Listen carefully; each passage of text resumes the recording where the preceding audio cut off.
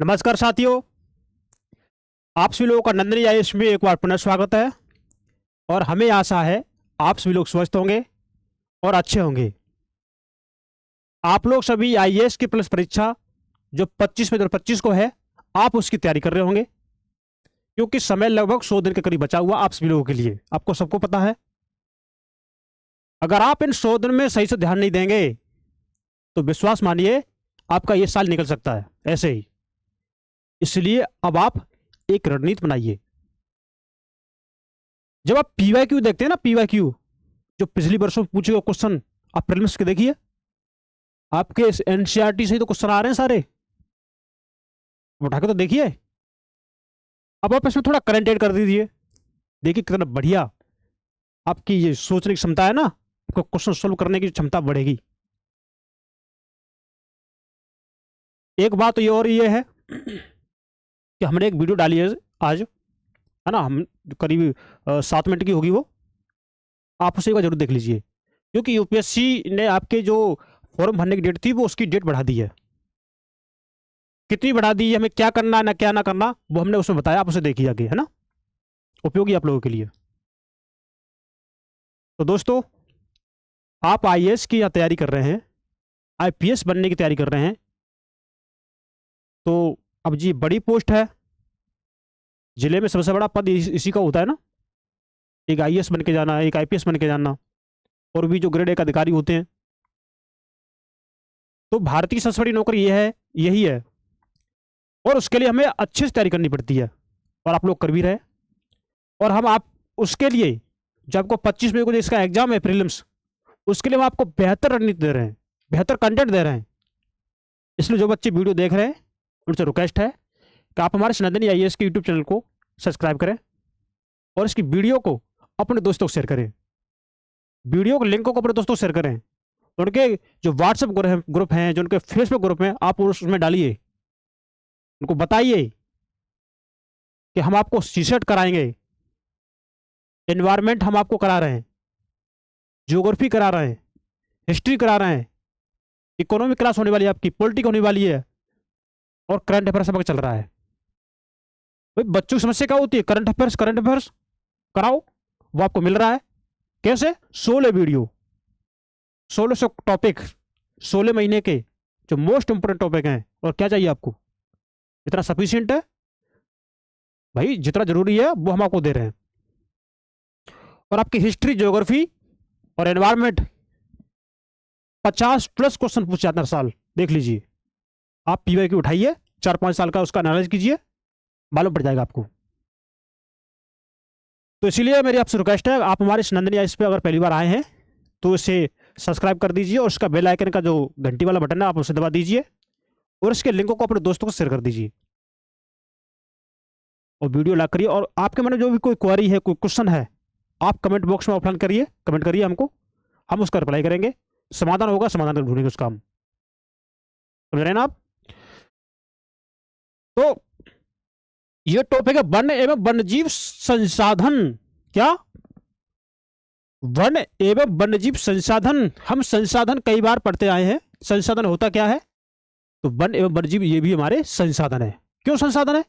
क्योंकि भैया हम किसी ना किसी डायरेक्ट इनडायरेक्ट रूप में हम इनसे जुड़े हुए हैं, हम इनका यूज करते हैं। सबके बिना हम रह सकते हैं, पर लेकिन हम वन एवं वन्यजीव संसाधन के बिना नहीं रह सकते। क्यों क्यों नहीं रह सकते?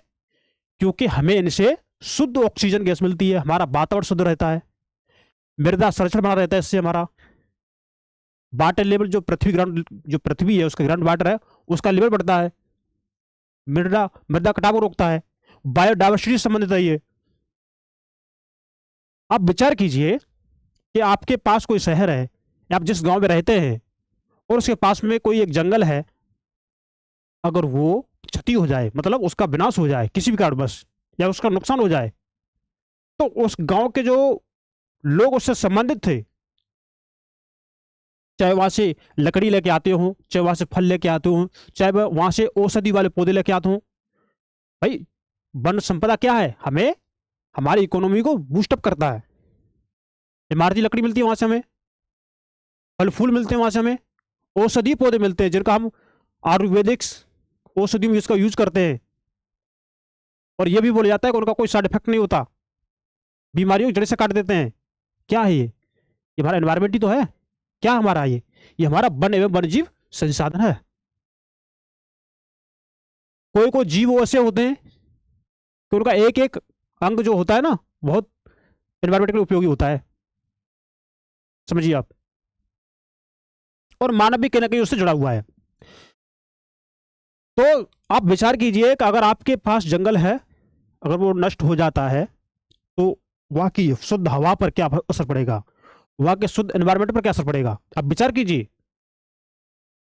क्या यूपीएससी यहां से क्वेश्चन नहीं बनाएगी? अरे हाँ बनाएगी। ऐसे ही पॉइंट तो है, ऐसे ही सब्जेक्ट तो है, ऐसे ही तो टॉपिक है जहां से आपकी यूपीएससी नजर बनी रहती है सवाल पूछने की। तो इंपोर्टेंट टॉपिक है। और देखिए इसका जो संरक्षण है ना आपके भारतीय संविधान में भी उपलब्ध है, और 42वें संविधान संशोधन के माध्यम से इसको मौलिक कर्तव्य बना दिया गया है। किसको? वन संपदा को, वन संरक्षण को, वन जीव संरक्षण को मौलिक कर्तव्य बना दिया गया। इसी कारण से आप देखिए वर्षावन के जो अमेजन क्षेत्र है ना उनको पृथ्वी का फेफड़ा बोलते हैं। क्यों? इसीलिए। और आपके भारत राज्य में कुछ राज्य ऐसे हैं कि जिनमें 1% अधिक मात्रा में है। आप मध्य प्रदेश देख लीजिए, और भी राज्य उनको देखिए कितना वन अधिक है उनमें, देख लीजिए वन का क्षेत्रफल देख लीजिए। अब ये यकीन कीजिए कि आपके भारत का क्षेत्रफल 32,87,000 वर्ग किलोमीटर है आपके भारत का, और 32,87,000 वर्ग किलोमीटर क्षेत्रफल में आपकी 140 करोड़ से अधिक आबादी है। और उनका वन क्षेत्र देखेंगे ना क्षेत्रफल जो परसेंटेज में, वो 24% के आसपास है। अब आप ये यकीन कीजिए इतने बड़े क्षेत्रफल में इतनी बड़ी आबादी के लिए क्या इतना वन उपयोगी है? क्या इतना वन उनके लिए शुद्ध हवा, शुद्ध वायु, शुद्ध एनवायरमेंट, मृदा संरक्षण, मीठा जल, क्या ये उपलब्ध करा पाएंगे? विचार कीजिए। क्या ये उनके सामाजिक आर्थिक दृष्टिकोण को प्रभावित नहीं करेगा? और इस तरह के आपके यूपीएससी प्रीलिम्स और मेंस में लगातार क्वेश्चन पूछे आते आ रहे हैं, और भविष्य में भी जब तक ये समस्या चलेगी, जब तक इनकी नीड रहेगी तब तक पूछे जाएंगे। क्यों? मानव इनसे डायरेक्ट इनडायरेक्ट रूप से सीधे जुड़ा हुआ है। चलिए शुरू करते हैं। शुरू करने से पहले आपसे निवेदन है कि आप हमारे नंदिनी आईएएस के यूट्यूब चैनल को अपने दोस्तों को शेयर करें, और इसे जो भी बच्चे नए जो पहली बार देख रहे हैं हमारे चैनल को सब्सक्राइब करें, और वीडियो अगर अच्छी लगती है तो आप इसे लाइक करें, और कोई भी कमेंट हो, कोई भी क्वेरी हो आपकी कमेंट बॉक्स में कमेंट करिए। चलिए शुरू करते हैं। टॉपिक है वन एवं वन्यजीव संसाधन, जो आपकी क्लास 10 की एनसीईआरटी का अध्याय नंबर 2 है, जो आपकी यूपीएससी प्रीलिम्स मेंस के लिए अति उपयोगी है। हमने आपको बता दिया। अब देखिए वन एवं वन्यजीव जो संसाधन है, वन्यजीव एवं वन संसाधन है, इनसे जो जनजाति होती है ना वो अति गहनता से जुड़ी होती है। क्यों? इनका रहना, खाना पीना सब इन्हीं से डिपेंड है। तो एक बात हुई है लेपचा की, है ना। तो देखिए जो पश्चिम बंगाल के उत्तरी भागों की है लेपचा, देखिए नारक मेरे ईश्वर, लेपचाओं की दुनिया में आप संगीत के जनक हैं। ये बोल रहे हैं आप लेपचा की दुनिया है ना, जिनका वहीं रहना, उठना, बैठना, खाना पीना, हर चीज, हर एक्टिविटी आप उनकी वहीं पर है, तो उनकी दुनिया हो गई वो। तो लेपचाओं की दुनिया में आप संगीत के जनक हैं। ओह नारक मेरे ईश्वर, मुझे स्वयं को आपको समर्पित करने दे, मुझे आपको समर्पित करने दे। मुझे आप अपना संगीत झरनों, नदियों, पर्वतों, वनों, कीटों और जानवरों से ग्रहण करने दे। आप थोड़ा इमेजिन कीजिए, आप कोई भी संगीत देखते हो, अगर संगीत की खूबसूरती अगर बढ़ानी है तो नदियों, झरनों, संगीतों, पर्वतों, वनों, कीटों, इनका उपयोग, उनको सम्मिलित करना पड़ता है, तभी ये एक अच्छा संगीत बनता है। तो वही बात की है उन्होंने, अलग थोड़ी नहीं बोला। मुझे आप अपना संगीत मधुर समीर से ग्रहण करने दे और इसे आपको ही समर्पित करने दे। ये इनकी कहानी रही, गीत रहा, हमने बता दिया। अब हम आते हैं अपने मेन टॉपिक पर, अपने मेन मुद्दे पर। देखिए इस ग्रह पर हम सूक्ष्म जीवाणुओं सूक्ष्म जीवाणु जानते हैं? बैक्टीरिया, जीवाणु, है ना? कुछ दिखते हैं हमको, कुछ नहीं दिखते। इस ग्रह पर हम सूक्ष्म जीवाणुओं और बैक्टीरिया, जोंक से लेकर वट वृक्ष, हाथी, ब्लू व्हेल तक करोड़ों दूसरे जीवधारियों के साथ रहते हैं। रहते ही नहीं रहते हैं? रहते हैं। यह पूरा आवासीय स्थल जिस पर हम रहते हैं ना, अत्यधिक जैव विविधताओं से भरा हुआ है। आप देखिए अपने आसपास, जहां आप रहते हैं ना, वहां पर कई तरह तरह की चीज मिलेंगी आपको, कई तरह के वृक्ष मिलेंगे, कई तरह के पक्षी मिलेंगे। देख लीजिए आप, थोड़ा विचार कीजिए, जहां जहां भी आप रहते हैं, चाहे आप गांव में रह रहे हो, चाहे आप किसी शहर में रह रहे हो, चाहे आप कहीं पर भी रह रहे हो, आप विचार कीजिए थोड़े। मानव और दूसरे जीवधारी एक जटिल पारिस्थितिकी तंत्र का निर्माण करते हैं। कौन? एक मानव और दूसरे जीवधारी। यकीन कीजिए, जैसे लोग जो जिसको भी पालते हो, कुत्ते को पालते हैं, बिल्ली को पालते हैं, जिनको भी पालते हैं, क्या उनसे आपका कोई संबंध है? आप जो भी वृक्ष लगाते हैं, क्या आपसे उनका कोई संबंध है? आप जो भी फसल पैदा करते हैं, क्या उससे आपका कोई संबंध है? आप जिन जानवरों को दूध निकालने के लिए यूज करते हैं, पालते हैं उनको, क्या उनसे आपका कोई संबंध है? क्या है? ये आप आपस में एक दूसरे पर क्रियान्वित होते हैं, इंटरलिंकिंग है, संबंधित हैं आपस में, तो इनको हम क्या बोलते हैं? पारिस्थितिकी तंत्र बोलते हैं। क्या बोलते हैं? पारिस्थितिकी तंत्र बोलते हैं। जिसका हम मात्र एक हिस्सा है। क्या है? जिसका मात्र हम एक हिस्सा है और अपने अस्तित्व के लिए इसके विभिन्न तत्वों पर निर्भर करते हैं। अगर हमें अपना अस्तित्व बना के रखना है ना, तो इनके विभिन्न तत्वों पर निर्भर रहना पड़ेगा। कैसे? अरे भाई, सूर्य से प्रकाश मिला वृक्षों को, उन्होंने अपना प्रकाश संश्लेषण किया, अपना स्वयं भोजन बनाया, उन्होंने एक फल प्राप्त हुआ, फल को वो हमने खाया, हमें एनर्जी मिली, सूर्य से प्रकाश हमने ग्रहण किया, विटामिन डी मिली, अपने हष्ट पुष्ट है। क्या है ये? ये हमारा, हम इन तत्वों पर निर्भर हैं, निर्भर करते हैं। उदाहरण देखेंगे आप, वायु जिससे हम सांस लेते हैं ना, जिसको हम सांस लेते हैं, जल जैसे हम पीते हैं, और मृदा जो अनाज पैदा करती है, जिसके बिना हम जीवित नहीं रह सकते। आप विचार कीजिए, यदि आपको वायु ना मिले तो, आपको रहने के लिए जमीन ना मिले तो, आपको भोजन ना मिले तो रह पाएंगे क्या आप? ये आता कहां से है? क्या आप इन्हें अपने आप बना लेते हैं? नहीं, ये हमें किसी और से मिलते हैं, हम उन पर डिपेंड हैं, वो हमसे डिपेंड है। तो वही बात है ना? अब देखिए, पौधे, पशु और सूक्ष्म जीवी इनका पुनः सृजन करते हैं। कौन? पौधे इनका पुनः सृजन करेंगे। आपके पशु, सूक्ष्म जीव इनका पुनः सृजन करेंगे। कैसे? भाई, ये पौधे हैं, क्या करेंगे? दोबारा फल देंगे, दोबारा ऑक्सीजन देंगे हमको, जो हम ग्रहण कर रहे हैं। पशु, जो उससे हमें जो लाभ मिल रहा है, उनकी जनरेशन होगी, दोबारा हमको प्राप्त होगी, उनका जो लाभ होगा वो हमको दोबारा मिलेगा। सूक्ष्म जीव जो डिकम्पोजिशन का काम करते हैं, वो भी तो दोबारा हमें उनसे ऊर्जा मिलेगी ना। तो इनका पुनः सृजन करते हैं एवं वन पारिस्थितिकी तंत्र में इनको महत्वपूर्ण भूमिका निभाते हैं। जो वन पारिस्थितिकी तंत्र है ना, वो इतनी इसकी महत्वपूर्ण भूमिका निभाते हैं। और देख लीजिए, एक जो बोलते हैं ना कि जितनी जटिल खाद्य श्रृंखला होगी ना, एक थोड़ा एडवांस बता रहा हूं आपको, अगर आप समझ सके तो, जितनी जटिल खाद्य श्रृंखला होगी ना, उतनी बड़ी जैव विविधता होगी। जितनी बड़ी जैव विविधता होगी ना, उतने मानव कल्याण के लिए फायदेमंद होगी। अब खाद्य श्रृंखला ही कम है तो जीव जंतु भी कम होंगे, जब जीव जंतु कम होंगे तो बायोडाइवर्सिटी कम होगी। कितना सिंपल कॉन्सेप्ट है।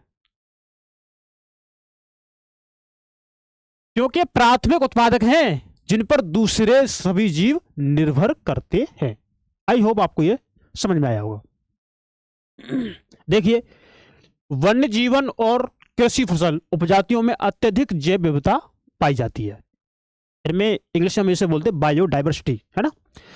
तो वन्य जीवन और कृषि फसल उपजातियों में अत्यधिक जैव विविधता पाई जाती है। यह आकार और कार्य में विभिन्न है, परंतु अंतर निर्भरताओं के जटिल जाल द्वारा एक तंत्र में गुथी हुई है, आपस में गुथी हुई है, जिनको महसूस नहीं करते।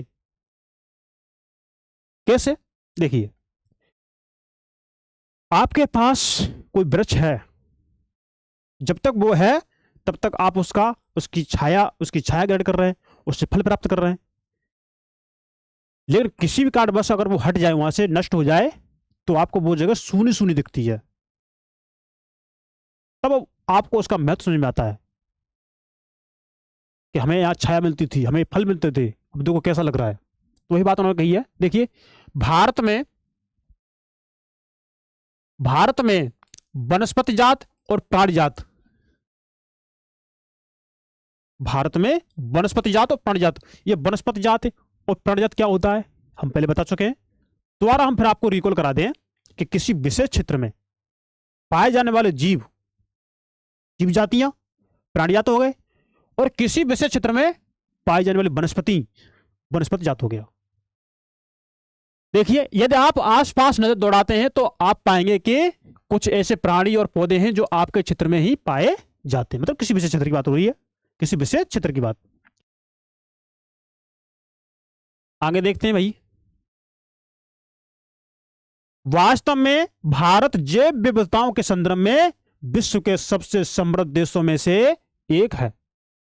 जैव विविधताओं के संदर्भ में विश्व के सबसे समृद्ध देशों में से एक है आपका भारत देश। भारत महान, यहां विश्व की सारी जैव उपजातियों की 8% संख्या, कितनी? विश्व की सभी जैव प्रजातियों की 8% संख्या पाई जाती है। लगभग 16 लाख है। ये कितनी है? लगभग 16 लाख है। चाहो तो आप इसे कहीं नोट करके रख सकते हैं। अगर आपकी यूपीएससी में अगर यहां से स्टूडेंट बन जाता है तो आपका क्वेश्चन सी हो जाएगा, और आपकी यूपीएससी ऐसे क्वेश्चन बना भी रही है, ऐसे ही आपकी एनसीईआरटी से उठा रही है क्वेश्चन। तो देखिए, यह अभी खोजी जाने वाली उपजातियों से 2 या 3 गुना है। जो अभी जो उपजातियां खोजी जा रही है ना, उन खोजी जाने वाली उपजातियों से 2 या 3 गुना है। आप पहले ही भारत में पाए जाने वाले वनों और वन्यजीव संसाधनों के क्षेत्रफल और किस्मों के बारे में पढ़ चुके हैं, है ना? तो ये तो पढ़ चुके हैं। अब देखिए, आपने सोचा होगा कि संसाधनों का आपके दैनिक जीवन में क्या महत्व है। आपके जो संसाधन हैं उनका आपके दैनिक जीवन में क्या महत्व है, थोड़ा विचार कीजिए। अपने फोन को अपने थोड़ा अलग रख के देखिए, फिर आपको उसका महत्व समझ में आएगा। आप जिसको भी यूज करते हैं, आप ऑक्सीजन को थोड़ा लेना बंद करिए, सांस को थोड़ा रोकिए, आपको अपने ऑक्सीजन का महत्व समझ में आएगा। फिर आप महत्व समझेंगे आप किसका? अपने वृक्षों का। फिर समझेंगे आप सूर्य का, मिट्टी का, वायु का, और उसमें पाए जाने वाले विभिन्न जीव जंतुओं का। आपको पता है कि पेड़ों को भी रोग होते हैं? आपको पता है? छोटे छोटे जीवाणु किसका काम करते हैं वो? थोड़ा विचार कीजिए। आगे देखते हैं। सोचा होगा कि इन संसाधनों का आपके दैनिक जीवन में क्या महत्व है। ये विविध वनस्पति जाति और प्राणी जाति हमारे हर रोज के जीवन में इतने गुथे हुए हैं, इतने गुथे हुए हैं कि हम इसकी कदर नहीं करते। हमें पता ही नहीं चलता कि इसका हमारे जीवन से उपयोग, इतना महत्वपूर्ण उपयोगी है हमारे जीवन के लिए। इतने गुथे हुए हैं, हम उसका कदर ही नहीं करते। परंतु पर्यावरण के प्रति हमारी असंवेदना के कारण पिछले कुछ समय से इन संसाधनों पर भारी दबाव पड़ा है। लेकिन हम अपने पर्यावरण के प्रति संवेदनशील नहीं रहे, जिससे उसका हास हो रहा लगातार। इससे क्या हो रहा है? इन संसाधनों पर भारी दबाव बढ़ा है, उनकी कमी हो रही है। अब देखते हैं भारत में वन और वन्यजीव का संरक्षण। देखिए, भारत में वन और वन्यजीव का संरक्षण देखिए आप। हमें इनका संरक्षण भी तो करना है। अगर ये खत्म हो गए तो मानव के लिए संकट पैदा होगा। देखिए, वन्य जीवन और वनों में तेज गति से हो रहे हादसे के कारण इनका संरक्षण बहुत आवश्यक हो गया है। इनका तेज गति से हादसा हो रहा, लॉस हो रहा है इनका, इसीलिए इनका संरक्षण करना बहुत आवश्यक हो गया है। परंतु हमें वनों और वन्य जीवन का संरक्षण करना आवश्यक क्यों है? संरक्षण से पारिस्थितिकी विविधता बनी रहती है। कितनी स्पष्ट बात लिख दी इसमें। संरक्षण से पारिस्थितिकी विविधता बनी रहती है। देखिए, तथा हमारे जीवन साध्य संसाधन, हमारे जीवन साध्य संसाधन जल, वायु और मृदा बने रहते हैं। यह विभिन्न जातियों में बेहतर जनन के लिए वनस्पति और पशुओं में जीन्स विविधता को भी संरक्षित करती है। उदाहरण के तौर पर हम कृषि में अभी भी पारंपरिक फसलों पर निर्भर हैं, है कि नहीं है? है अभी जो फसलें पहले होती थी आज उनको भी हम उगा रहे हैं। जलीय जैव विविधता मोटे तौर पर मछली पालन बनाए रखने पर निर्भर है। जलीय जैव विविधता किस पर निर्भर है? मछली पालन बनाए रखने पर निर्भर है ना, डिपेंड है उस पर। आगे चलते हैं। अब देखिए, आप थोड़ा चित्र देख लीजिए। ये जो चित्र है ना, ये वाला, ये क्या है? ये शांत घाटी के मुखली नर्सरी में आदिवासी युवतियों बांस जो होता है ना, बांस की पौध लगाते हुए, इनके लिए बांस उपयोगी है क्योंकि आदिवासी क्षेत्र के लोग हैं, ये बांस को बेचते हैं। भाई आप समझिए, जो बांस है ना, इससे आप क्या क्या बना सकते हैं, थोड़ा विचार कीजिए, अपने विचार को थोड़ा विकसित कीजिए। आपके घर के सामने बांस है, उस बांस को आप किस लिए यूज कर सकते हैं बताइए, कमेंट करिए। इसका हम इसलिए यूज कर सकते हैं क्योंकि ये तो इनके लिए पहले तो इनका रोजगार का साधन हो गया। इसको काट करके, है ना, इसको बाजार में बेचेंगे और नए नए ये ना नर्सरी उसको लगाएंगे बदले में। भाई बदले में कुछ और तो लगाना है, ये ऐसा तो नहीं एक बार काट के खत्म कर दिया। टोकरी बनती है इससे, कुछ बांस ऐसे होती है कि बांसुरी बनती है, टोकरी बांसुरी, है ना। इनके जो बाड़ लगाते हैं ना, बाड़, उसमें ये काम आता है, झोपड़ी बनाने में काम आता है ये, और भी इसके उपयोग हैं। और ये टूटता है नहीं है, ये चटक जाएगा, बिखर जाएगा, वैसा हो जाएगा, लेकिन टूटेगा नहीं, ये मजबूत होता है ये बांस, इसलिए इस पर ध्यान दे रहे हैं। और देखिए, छोटे छोटे जंगली उत्पादों को बेचती आदिवासी महिलाएं, और जो आदिवासी महिलाएं हैं जंगल से जो भी छोटे छोटे उत्पाद लेके आती है उसको बेच रही हैं। देखिए बेच रही हैं। अभी इनको बेच करके इनको कुछ पैसे मिलेंगे, इससे अपने घर के और भी खर्चे वो चलाएंगी। अब देखिए इनके जीवन के लिए कितना उपयोगी है वन, आपके एनवायरमेंट के लिए इनकी औषधियां होगी। और ये जो जो वन संसाधन है ना, ये जो खाने पीने की चीज बनने वाली, ये हमारे शरीर के लिए पौष्टिकदायक होती है। हमारे शरीर में जो भी कोलेस्ट्रॉल वगैरह होता है उसको हटाती है। श्वसन संबंधी बीमारी और भी समस्या जो होती है उनमें ये उपयोगी होते हैं, ये औषधि उनमें उपयोगी होती हैं। देखिए इनका उपयोग। और देखिए सूखी पत्तियों को एकत्रित करती हुई आदिवासी महिलाएं, देखिए ये सूखी पत्तियां ले जा रही है ना। तो हर चीज पर कोई ना कोई डिपेंड है।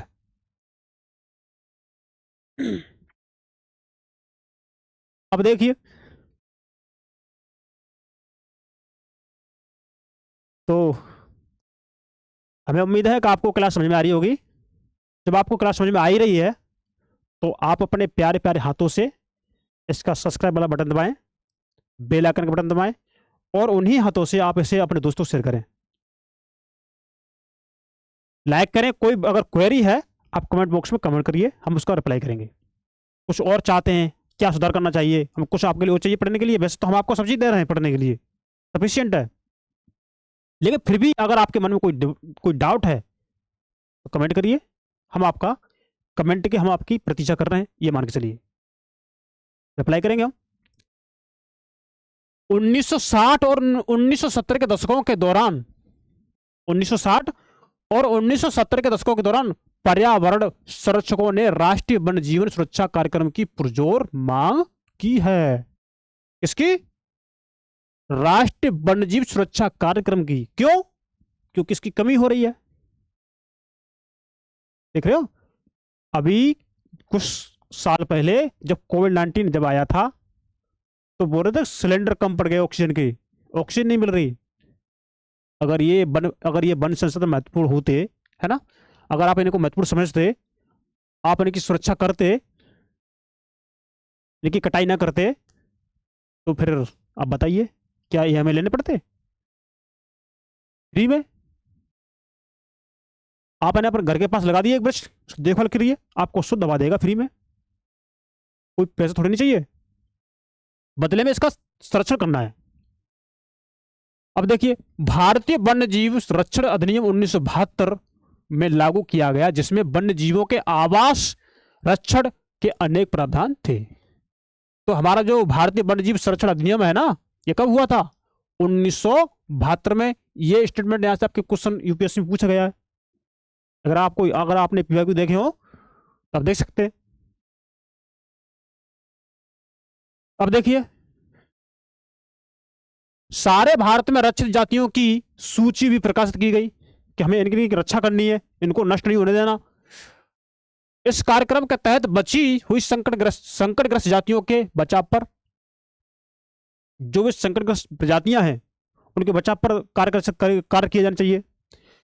शिकार प्रतिबंध होना चाहिए, वन्यजीव आवासों का कानूनी रक्षण करना चाहिए तथा जंगली जीवों के व्यापार पर रोक लगाने आदि पर प्रबल जोर दिया गया है। समझ में आ रहा होगा आपको? हमें वन्यजीव आवासों का कानूनी रक्षण करना चाहिए, मतलब उस पर कानूनी क्रिया होना चाहिए, कोई बाहरी आदमी हस्तक्षेप ना कर सके। शिकार पर प्रतिबंध लगा देना चाहिए, और जो भी संकटग्रस्त जातियां उन पर, उनके बचाव पर हमें कार्य करना चाहिए, वो हमें बचानी चाहिए। अब देखिए, तत्पश्चात केंद्रीय सरकार व कई राज्य सरकारों ने राष्ट्रीय उद्यान स्थापित किए, है ना? राष्ट्रीय उद्यान और वन्यजीव पशु विहार स्थापित किए, जिनके बारे में आप पहले पढ़ चुके हैं।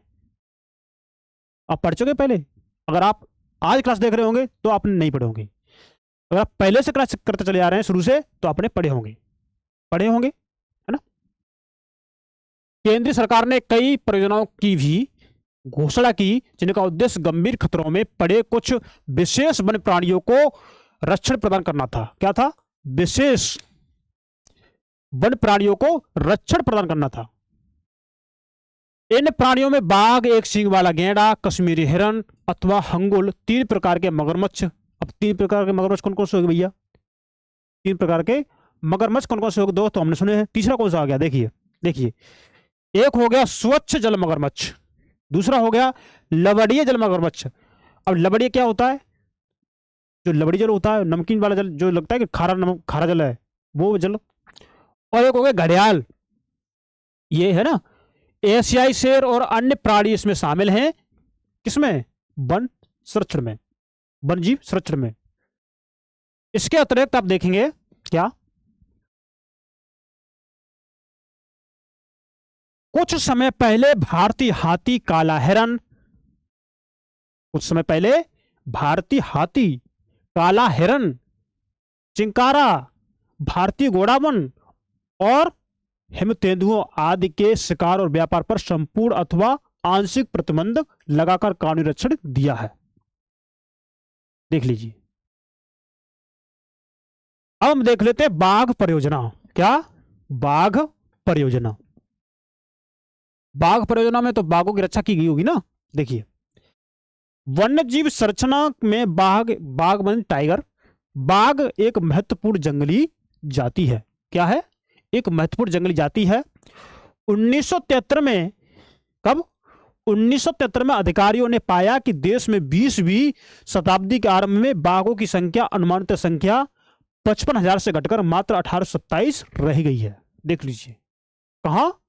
55,000, अब 1827 रह गई है। बाघों को मारकर उनको व्यापार के लिए चोरी करना कम क्यों हुई है? बाघों को मारकर उनका व्यापार करना, और व्यापार करने के लिए क्या करेंगे? इसकी चोरी करना है। भाई चोरी छुपी तो मारेंगे, सबके सामने तो नहीं। आवासीय स्थलों का सिकुड़ना, क्यों भाई? अब वन बच ही नहीं रहे, जंगल कम होते जा रहे हैं, तो इनकी रहने की जगह वो कम होगी, तो इनकी जनसंख्या वैसे भी कम होने लगेगी, है ना? भोजन के लिए आवश्यक जंगली उपजातियों की संख्या कम होना। अब जिन पर ये डिपेंड है, जिन जातियों को ये खाते हैं, अब वो जाति नहीं मिल रही, वो उपजाति नहीं मिल रही, तो खाइए किसको? जिंदा कैसे रहेंगे? ये समस्या इनके लिए। जनसंख्या में वृद्धि बाघों की घटती संख्या के मुख्य कारण है। अब जो जनसंख्या में जो वृद्धि हो रही है, जनसंख्या में जो वृद्धि हो रही है ना, मैं रहने के लिए मकान चाहिए, खेत चाहिए, और भी चीज चाहिए, जंगलों काट रहे हैं, और जिनकी जो उपजातियां हैं ना, इनकी जिनको खाते हैं वो कम हो रहे हैं, आवास कम हो रहा है, इससे इनकी संख्या घट रही है। बाघों की खाल का व्यापार और उनकी हड्डियों का एशियाई देशों में परंपरागत औषधियों में प्रयोग के कारण यह जाति विलुप्त होने की कगार पर पहुंच गई है। मतलब इनकी इनकी खाल, इनकी हड्डियां औषधि के रूप में यूज होती हैं, इनका व्यापार होता है, इसलिए इनको चोरी छुपे मार देते हैं, इसलिए इनकी संख्या कम पड़ रही है। चूंकि भारत और नेपाल दुनिया की, अब देखिए इंपॉर्टेंट शब्द, भारत और नेपाल दुनिया की 2/3 बाघों आवास उपलब्ध करवाते हैं। कितने?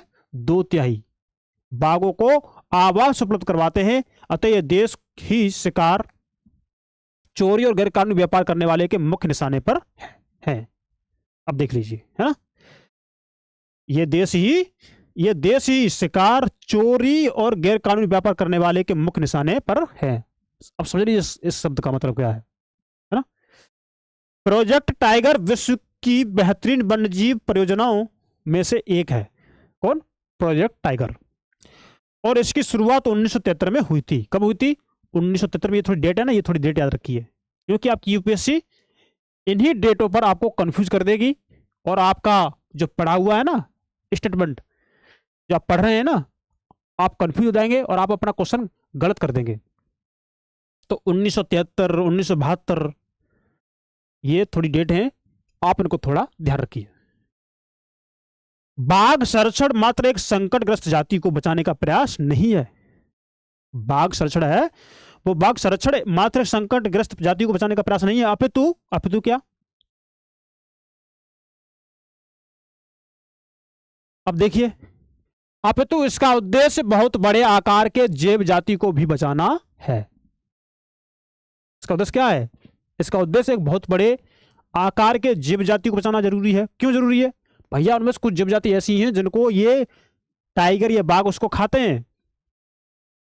अब ये शेर कोई, बाघ कोई, ये सब तो नहीं घास खा लेगा। घास खा लेगा क्या? नहीं। उसे क्या चाहिए? मांस चाहिए। मांस क्या चाहिए? जो उन्हें खाता है। तो उनको भी तो संरक्षित करना पड़ेगा, तभी तो बाघ बचेंगे। देख लीजिए चीजें कैसे आपस में लिंक हो रही हैं। अब देखिए थोड़ा इंपॉर्टेंट बातें हैं, आप चाहो तो इसको नोट कर लीजिए, जरूरी है। क्या? देखिए, उत्तराखंड में कॉर्बेट राष्ट्रीय उद्यान है। मैं थोड़ा इसको हाईलाइट कर दूं। उत्तराखंड में कॉर्बेट राष्ट्रीय उद्यान है, आप इसको नोट कर लीजिए। कर लीजिए नोट। पश्चिम बंगाल में सुंदरबन राष्ट्रीय उद्यान है। अगर आपकी यूपीएससी में अगर स्टेटमेंट बनाने को दे दे और आपको यहीं से मिल जाए और आपने नहीं पढ़ा, या आप अभी पढ़ रहे, आप इस पर ध्यान नहीं दे रहे, तो गलती किसकी है? मेरी? आपकी? आपकी। क्यों? आपने ध्यान से नहीं पढ़ा।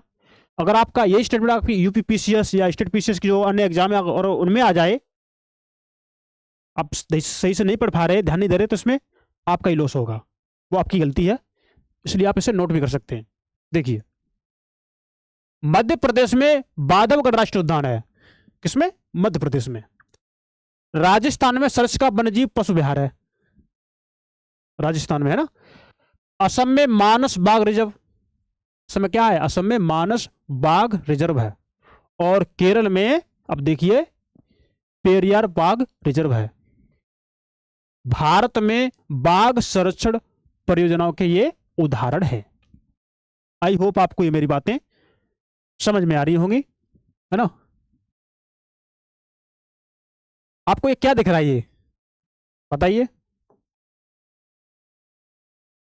ये क्या है? गेड़ा है ये। अब गेड़ा पाए जाने के लिए उसको इस तरह की भूमि चाहिए, तभी ये अपने आप को उसके अनुकूल बना पाएगा। देखो कीचड़ में लेट रहा है, लोट रहा है ना, इसमें कीचड़ में नहा लिया है।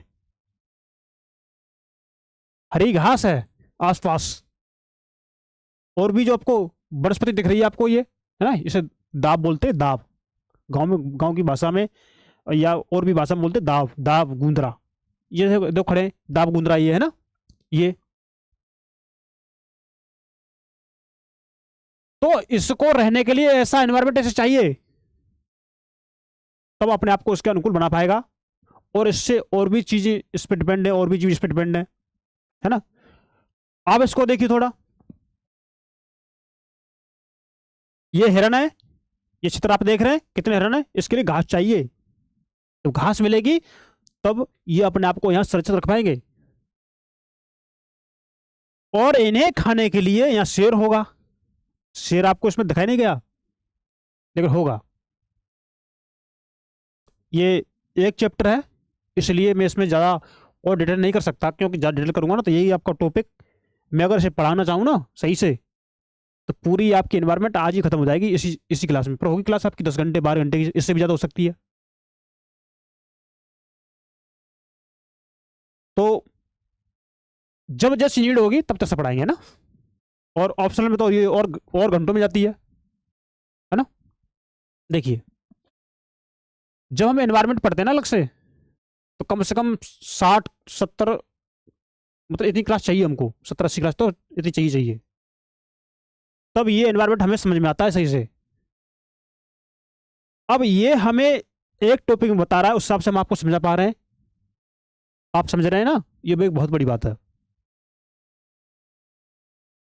ये एनवायरनमेंट जब आप एनसीईआरटी पढ़ लेंगे ना ये, और आपके अब इससे सीधे क्वेश्चन मिलेंगे, मैं कह रहा हूं आपके यहां से सीधे सीधे क्वेश्चन मिलेंगे, आप देख लेना। बस आपको करंट से थोड़ा अपडेट करना है ना। तो हमें इस पर थोड़ा ध्यान रखना है। सरकार के प्रबंधन में इन्हें निम्नलिखित वर्गों में बांटा गया है। देखिए कौन से वर्ग हैं, देखिए। अब होता है आरक्षित वन, रिजर्व फॉरेस्ट बोलते हैं हम, जंगल है ना। आरक्षित वन, देश में आधे से अधिक वन क्षेत्र आरक्षित वन घोषित किए गए हैं। आधे से अधिक क्षेत्र को वन घोषित किए गए हैं ये। और जहां तक वन और वन्य प्राणियों के संरक्षण की बात है, आरक्षित वनों को सर्वाधिक मूल्यवान माना जाता है। अगर आपकी यूपीएससी अगर यहां से स्टूडेंट बना ले कि आरक्षित वनों को अगर सर्वाधिक मूल्यवान वन माना जाता है, तो आपका रिप्लाई क्या होगा? आपने पढ़ लिया है, आपका होगा सही। बात आ रही सर्वाधिक, है ना। कभी कभी आपकी यूपीएससी में केवल ऐसा शब्द बना, केवल यही सही है, केवल वो सही है, तो बोलते हैं कि केवल वाले क्वेश्चन ज्यादा गलत होते हैं, लेकिन कुछ केवल वाले सही होते हैं। तो हमें चीजें ध्यान से पढ़नी है। तो ये क्या है, आरक्षित वनों को सर्वाधिक मूल्यवान वन माना जाता है। अब देखिए रक्षित वन, देखिए है ना। वन विभाग के अनुसार देश के कुल वन क्षेत्र का 1/3 हिस्सा, कितना? 1/3 हिस्सा ये है। वन विभाग के अनुसार देश के कुल वन क्षेत्र का 1/3 हिस्सा रक्षित है, और इन वनों को और अधिक नष्ट होने से बचाने के लिए इसकी सुरक्षा की जाती है। आई होप आपको ये सारी बातें समझ में आ रही होंगी। ग नंबर है अवर्गीकृत वन। क्या है? अवर्गीकृत वन। अब अवर्गीकृत वन क्या होता है, देखिए। अन्य सभी प्रकार के वन और बंजर भूमि जो सरकार, व्यक्तियों और समुदाय के स्वामित्व में होते हैं, अवर्गीकृत वन कहे जाते हैं। अब आपको अवर्गीकृत वन समझ में आ गया, जिसमें सरकार की भी स्वामित्व हो, किसी, है ना, और किसी समुदाय का भी उसमें स्वामित्व हो, बंजर भूमि हो जो सरकार के अधीन हो। तो क्या ये अवर्गीकृत वन है। क्या मैं आपको समझा पा रहा हूं? आई होप आपको मैं समझा पाने में सक्षम हो पा रहा हूँ। तो आप इसे, जो भी क्वेरी आप इसे कमेंट बॉक्स में मुझे रिप्लाई करिए, है ना। आरक्षित और रक्षित वन ऐसे स्थायी वन क्षेत्र हैं। कौन से? आरक्षित और रक्षित वन ऐसे स्थायी वन क्षेत्र हैं जिनका रख रखाव इमारती लकड़ी, किसके लिए? इमारती लकड़ी। अब इमारती लकड़ी क्या, गांव में या जहां भी बिल्डिंग बनती है, जिस शहर में बिल्डिंग बनती है, तो दरवाजा हम लगाते हैं, लकड़ी का भी होता है। अब तो खैर लोहे के चल रहे हैं, लेकिन लकड़ी चाहिए उसके लिए। लेटने के लिए आप देखते हैं बेड वगैरह है ना, फर्नीचर, टेबल, कुर्सी वगैरह, क्या है ये? लकड़ी। इंपॉर्टेंट है कि नहीं? ये कहां से आती है? इन्हीं से तो आती है। और इनका हमें क्या करना चाहिए? संरक्षण करना चाहिए, बचाव करना चाहिए, और इनका पुनर्निर्माण करना चाहिए, मतलब इनके रख रखाव करना चाहिए।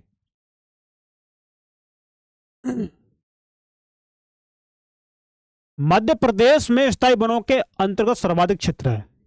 कहाँ पर है? जो मैंने अभी आपको शुरू में पूछा था ना कि सबसे अधिक वन क्षेत्र कहाँ है, मध्य प्रदेश में है ना? वो आता है, देखिए कि मध्य प्रदेश में स्थायी वनों के अंतर्गत सर्वाधिक क्षेत्र है, जो कि प्रदेश के कुल वन क्षेत्र का भी 75% है। कितना? 75%। देख लीजिए। इसके अतिरिक्त जम्मू और कश्मीर, आंध्र प्रदेश, उत्तराखंड, केरल, तमिलनाडु, पश्चिम बंगाल और महाराष्ट्र में भी कुल वनों में एक बड़ा अनुपात आरक्षित वनों का है। तो आरक्षित वन और कहाँ पाए जाते हैं? आपके जम्मू कश्मीर में, आपके आंध्र प्रदेश में, आपके उत्तराखंड में, है ना, आपके केरल में, तमिलनाडु में, पश्चिम बंगाल में, महाराष्ट्र में। इनमें कुल वनों का एक बड़ा अनुपात आरक्षित वनों का है। तो मैंने आपको ये बात 2 बार रिपीट कर दी, है ना। अब देखिए, जबकि बिहार, हरियाणा, पंजाब, हिमाचल प्रदेश, कहाँ? आपका बिहार। अब मैंने क्या कहा आपको, अगर आप अपने पास एड्रेस रख पा रहे होंगे या आपके पास एटलस होगा,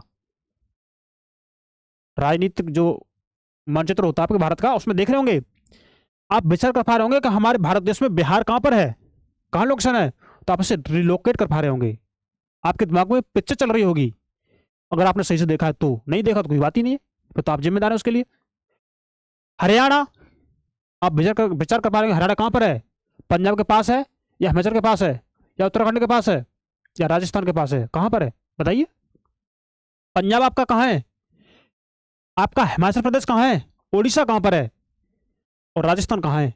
ये इनमें क्या है? इनमें कुल वनों रक्षितों वाले वनों का एक बड़ा अनुपात है।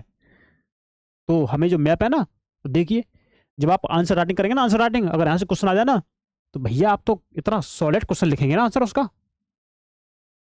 कि आप रट करके भी नहीं कोई लिख सकता। क्यों? आपने चीजें सीखी हैं। सीखें कब? जब आप अपने पास मैप रखिए, देखिए उसको, तभी तो। पूर्वोत्तर के सभी राज्यों में और गुजरात में, देखिए पूर्वोत्तर के सभी राज्य। अब पूर्वोत्तर कैसे बोलते हैं बताइए? बोलिए ना, बोलिए। पूर्वोत्तर के सभी राज्यों में और गुजरात में। आगे देखिए, अधिकतर वन क्षेत्र अवर्गीकृत वन है। गुजरात है ना, आपके पूर्वोत्तर राज्य में, इनमें अधिकतर क्षेत्र में क्या है? अवर्गीकृत वन है। तथा स्थानीय समुदायों के प्रबंधन में है ये स्थानीय समुदाय के प्रबंधनों में है। अब स्थानीय समुदाय क्या हो गए? जो वन क्षेत्र हैं उनके आसपास जो भी लोग रहते हैं वो उनके स्थायी समुदाय हो गए। आदिवासी भी इसके स्थायी समुदाय हो जाएंगे, जो वनों का कहीं ना कहीं सीधे तौर पर वनों की रक्षा करते हैं। क्यों करते हैं? क्योंकि वो आदिवासी हैं, वो जानवरों, जीव जंतुओं की, पशु पक्षियों की वहां पर विविधता को बनाए रखते हैं, तरह तरह के पेड़ों की विविधता बनाए रखते हैं। क्यों? उनका जीवन ही उस पर डिपेंड है। तो ये उनके समुदाय के ये प्रबंधन में है। अब देखिए, समुदाय और वन संरक्षण। देखिए, समुदाय और वन संरक्षण, वन संरक्षण की नीतियां हमारे देश में कोई नई बात नहीं है। वन संरक्षण की जो नीतियां है ना, वो नीतियां हमारे देश में कोई नई बात नहीं है। क्यों नहीं है? हम आमतौर पर इस बात से अनजान हैं कि वन हमारे देश में कुछ मानव प्रजातियों के आवास भी हैं। जो वन है ना, वो हमारे देश में कुछ मानव प्रजातियों के निवास स्थान भी हैं। भारत के कुछ क्षेत्रों में तो स्थानीय समुदाय सरकारी अधिकारियों के साथ मिलकर अपने आवास स्थलों के सृजन में जुटे हैं। कौन? जो स्थानीय समुदाय सरकारी अधिकारियों के साथ मिलकर अपने आवास स्थलों के सृजन में जुटे हुए हैं। तो क्योंकि जो लोकल जो लोग हैं वहाँ के, जो वहाँ की प्रजातियां हैं, मानव प्रजातियां वहाँ की, जैसे आदिवासी हो गई और भी हो गई, तो ये जनजातियां वहाँ के जो अधिकारी कर्मचारी उनके साथ मिलकर काम कर रहे हैं वनों की रक्षा के लिए। क्यों? उन्हें पता है हमारा इससे जीवन चल रहा है, और अधिकारियों को भी पता है कि अगर हम इनके साथ रहकर काम करेंगे तो हम इनकी रक्षा अधिक मात्रा में कर पाएंगे।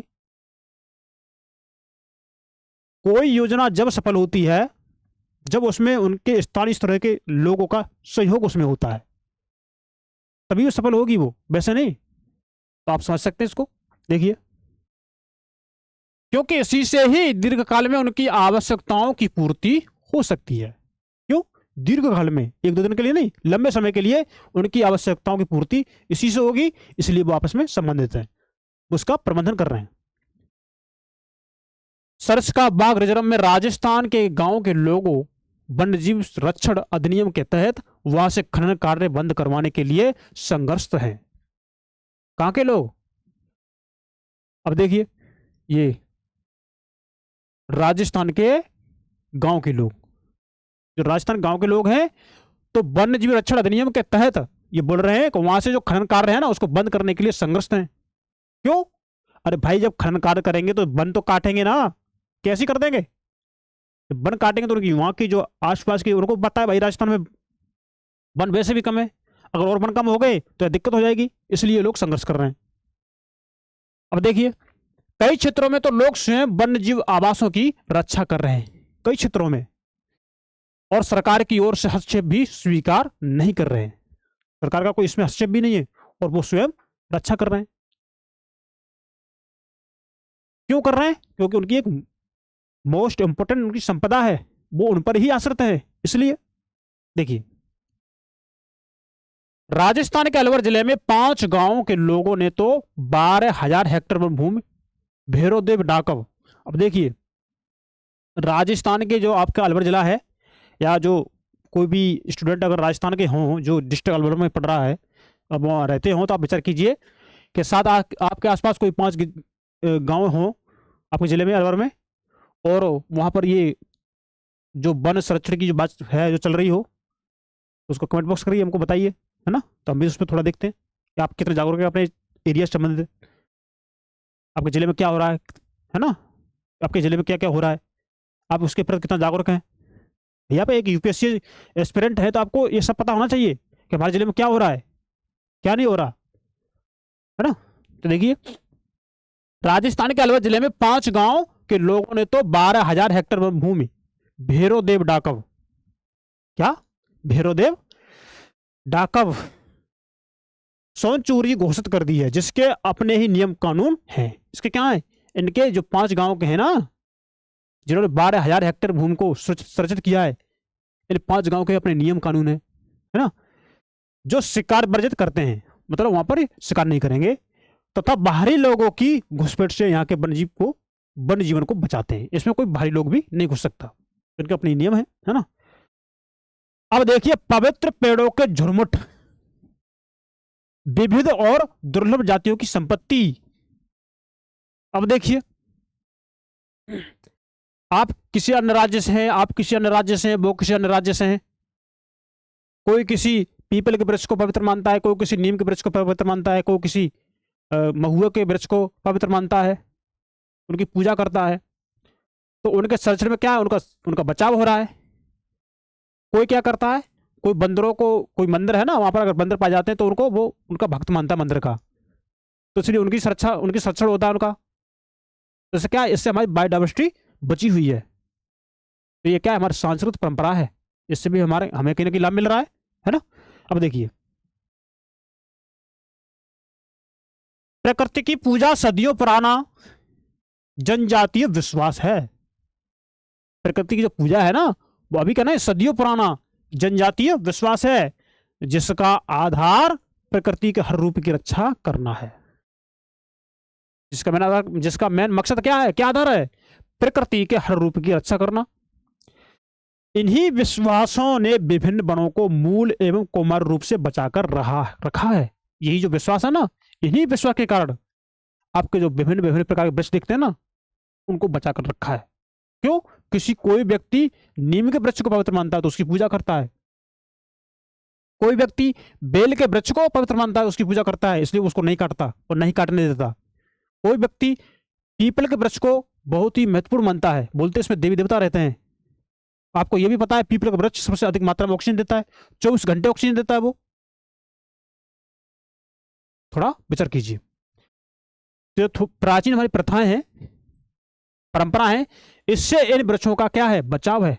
और कुछ जो जीव जंतु है ना, जो जातियां हैं, पशु हैं कुछ, उनका बचाव इसी परंपरा से चला आ रहा है।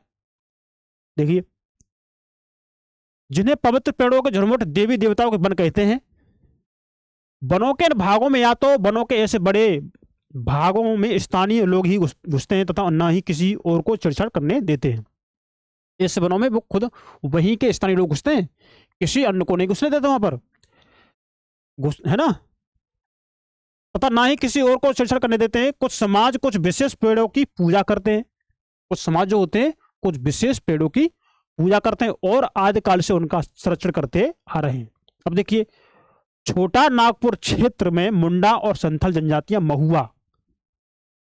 छोटा नागपुर क्षेत्र कहां पर है आपका, बताइए। अरे ये नागपुर क्षेत्र कहां पर, ये तो आपको पता होना चाहिए ना। तो छोटा नागपुर क्षेत्र मुंडा और संथल जनजातियां महुआ और कंदम के पेड़ों की पूजा करते हैं, इसलिए इनका संरक्षण है। इसलिए वहां के लोग जो ये इनकी पूजा करते हैं ना, इनको नहीं काटने देते, नहीं काटते हैं इसको नष्ट नहीं करते, इसलिए इनका संरक्षण है। ओडिशा और बिहार की जनजातियां शादी के दौरान इमली और आम के पेड़ की पूजा करती हैं, इसलिए उनका संरक्षण है। देखिए, हम में से बहुत से व्यक्ति पीपल और बट वृक्ष को पवित्र मानते हैं। आप में से बहुत लोग मानते होंगे कि पीपल का वृक्ष, बट का वृक्ष पवित्र है, इसको मत काटिए, इसको मत नष्ट करिए, है ना।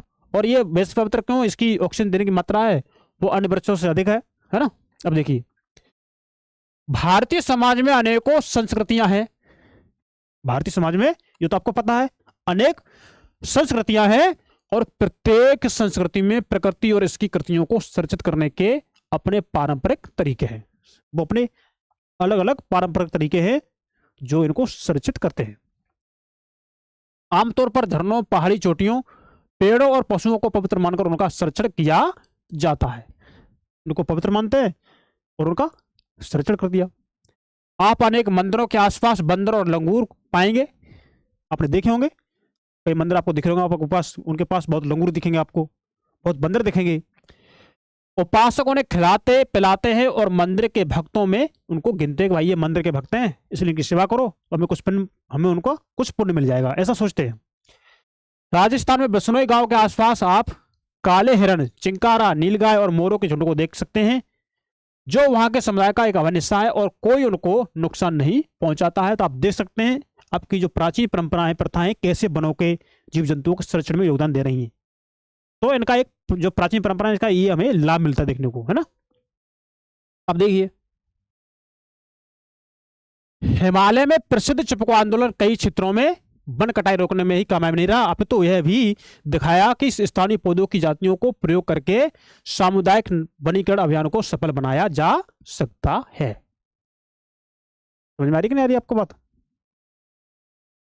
जो चिपको आंदोलन है ये केवल वन कटाई रोकने कामयाब नहीं रहा, उसको तो रोका ही रोका, साथ में स्थानीय पौधों की जातियों को प्रयोग करके, स्थानीय पौधे हैं और जातियों को प्रयोग करके सामुदायिक वनीकरण अभियान को सफल बनाया है।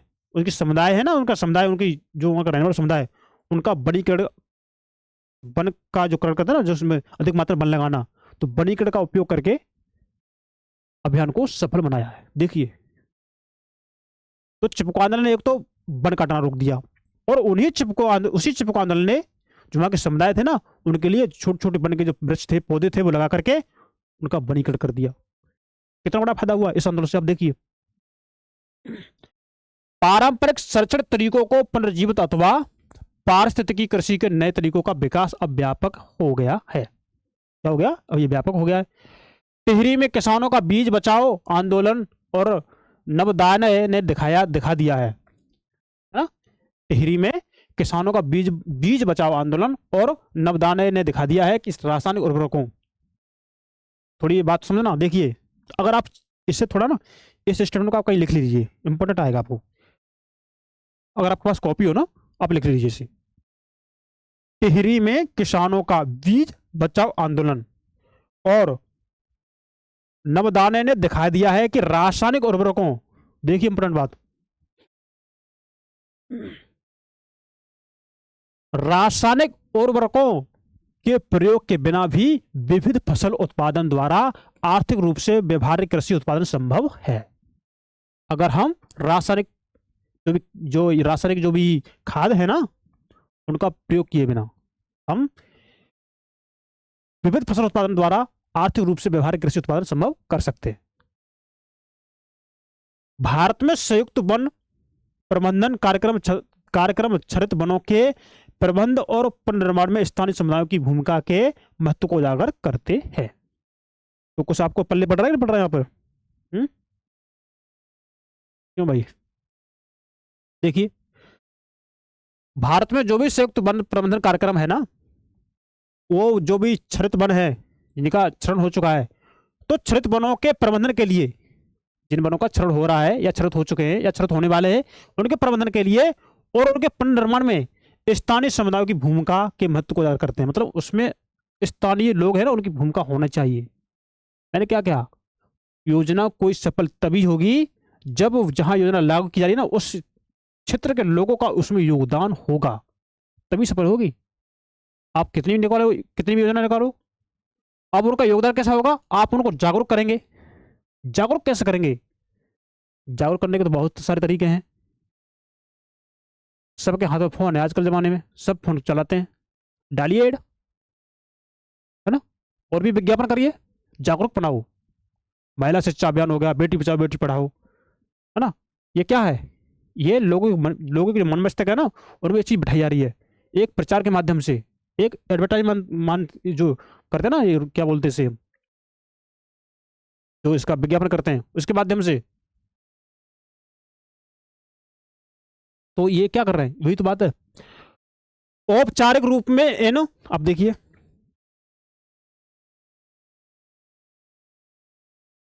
औपचारिक रूप में इन कार्यक्रमों की शुरुआत 1988 में हुई। कब हुई थी? 1988 में,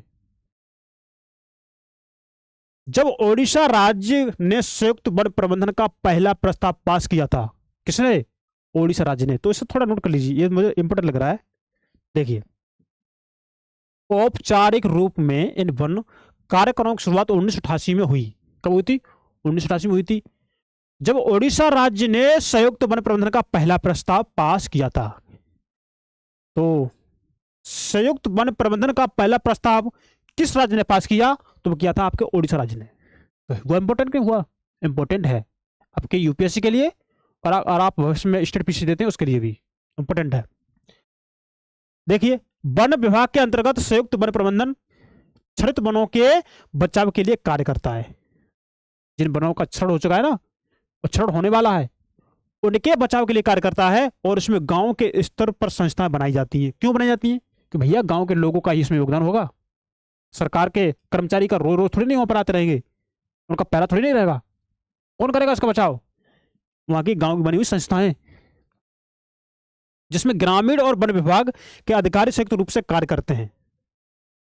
ये दोनों मिलकर के आपस में काम करते हैं। इसके बदले में समुदाय मध्य स्तरीय लाभ, जैसे अब जो समुदाय है भाई, उस जो वहां का समुदाय है, सरकारी अधिकारी साथ मिलकर काम कर रहा है, तो उसके बदले में कुछ तो चाहिए, कुछ लाभ चाहिए।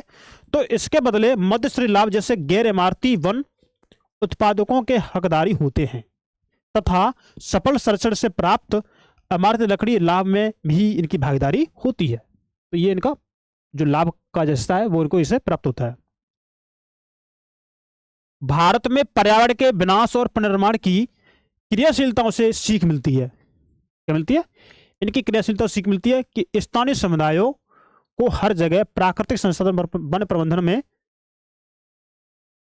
देखिए, भारत में पर्यावरण के विनाश और पुनर्निर्माण की क्रियाशीलताओं से सीख मिलती है कि स्थानीय समुदायों, जो स्थानीय समुदाय हो ना, जो रहने वाले लोग, स्थानीय लोग, लोकल लोग, तो स्थानीय समुदायों को हर जगह प्राकृतिक संसाधन प्रबंधन में शामिल करना चाहिए। हर जगह, अगर हमें प्राकृतिक संसाधन का प्रबंधन करना है तो हमें हर जगह वहां के लोकल लोगों को शामिल करना चाहिए जो वहां रह रहे हैं।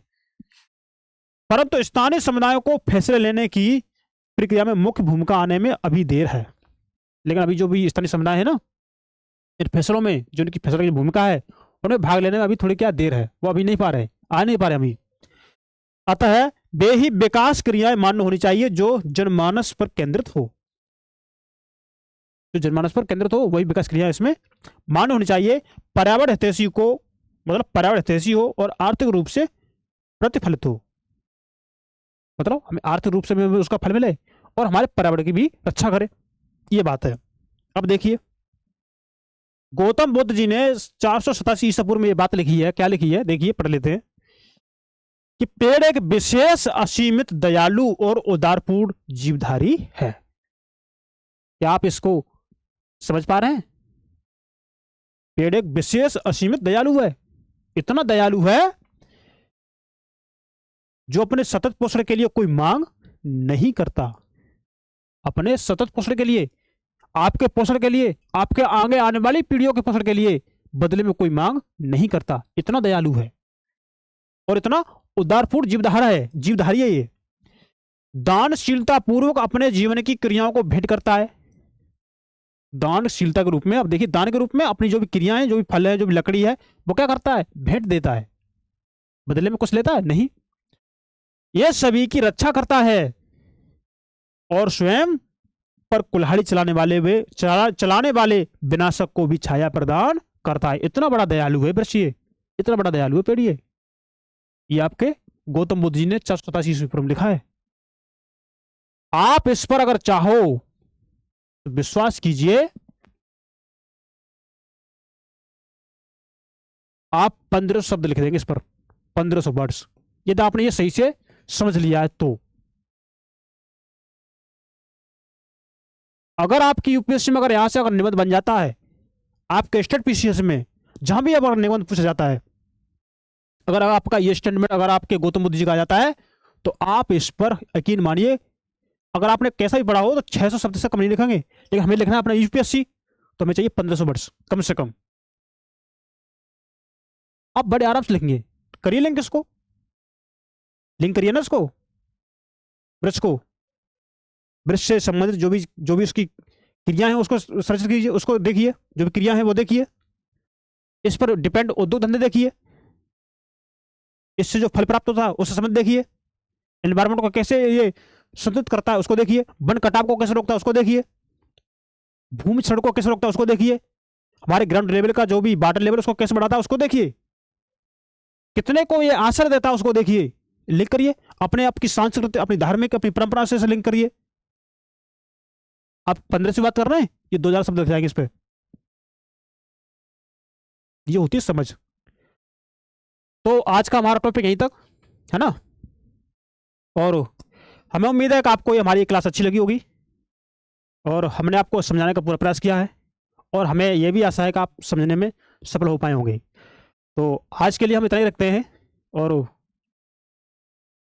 आप लोगों से जो भी बच्चे नए पहली बार हैं या जिन्होंने वीडियो देखी है पर इन्होंने चैनल को ना तो लाइक किया है और ना ही सब्सक्राइब किया, ना कोई कमेंट किया है, तो प्लीज़ आप इसको सबसे पहले इसको हमारी वीडियो को लाइक करें और हमारे नंदिनी आईएएस के यूट्यूब चैनल को सब्सक्राइब करें, बेल आइकन का बटन दबाएं, जो भी नोटिफिकेशन होगा आपके पास पहुंचेगा। और इसके लिंक को अपने दोस्तों को शेयर करें, अपने उनके ग्रुप में डालिए, अपने व्हाट्सअप स्टेटस पर लगाइए, अपने फेसबुक ग्रुप में डालिए, टेलीग्राम पर डालिए, इसको बच्चों को यहाँ लेके आइए। हम बेस्ट टू बेस्ट कंटेंट दे रहे हैं। तो आज के लिए इतना करते हैं, और आपको ये भी बात बता दूं कि आपकी तैयारी के लिए आपका एग्जाम 25 में 2025 को है, तो इसके लिए 16 महीने का करंट अफेयर्स जो भी 1600 टॉपिक होंगे महत्व इंपॉर्टेंट हैं वो आपको कराए जा रहे हैं। 2 वीडियो हमारी अपलोड हो चुकी है यूट्यूब पर, आप देख सकते हैं। तीसरी आने वाली है, तो आप बने रहिए, जुड़े रहिए। मिलते हैं नेक्स्ट क्लास में, तब तक नमस्कार, थैंक यू, धन्यवाद, नमस्कार, बाय बाय।